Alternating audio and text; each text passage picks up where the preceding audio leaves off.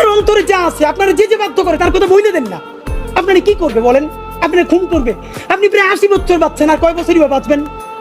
আপনি কি খাবেন, কি বাঁচবেন? আপনি বরং যদি আপনার আর্মি মেরে ফেলে, আপনারা যদি ভারতীয় আধিপত্যবাদ গুলি করে, আপনাকে যদি হত্যা করা হয়, কিন্তু সেই রক্তের বিনিময়ে যদি আপনি শহীদদের রক্তের বিনিময়ে নতুন বাংলাদেশ গড়ে যেতে পারেন, আগামী 1000 বছর বাংলাদেশের মানুষ নামাজে প্রার্থনায় আপনার জন্য শুধু দোয়া করবে। ঠিক। বুড়ো মানুষটা থেকে শুরু করে শিশু আপনার বক্তৃতা শুনে মাননীয় উপদেষ্টা কতক্ষণ জানেন? যতক্ষণ আপনি জুলাইয়ের জবানে কথা বলেন। বাংলাদেশে গত 50 বছরে কোন রাষ্ট্রপ্রধানের 30 মিনিট 40 মিনিটের বক্তৃতা, রিক্সা চালক, ভ্যান চালক, সবজি বিক্রেতা, বিশ্ববিদ্যালয়ের প্রফেসর, ছাত্র জনতা আধা ঘন্টা বসে তার বক্তৃতা শুনে নজির নাই, যেটা আপনারটা হইছে। ঠিক। এটা কিন্তু আপনার চেহারা দেখে না।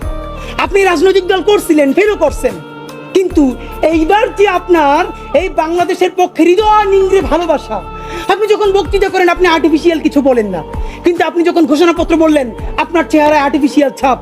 ইদানিং আপনি স্ক্রিপ্ট দেখে দেখে বক্তৃতা করেন, এগুলো আমরা চাই না। মাননীয় প্রধান উপদেষ্টা, আপনার একটা কথা বলি, আমরা আগেও বলেছি এই সরকারের সকল উপদেষ্টার এক পা অন্য দেশে, বিপদ হইলে ভাইগে যাবে, কিন্তু আমরা দৃঢ়ভাবে বিশ্বাস করি আপনি ভাগবেন না।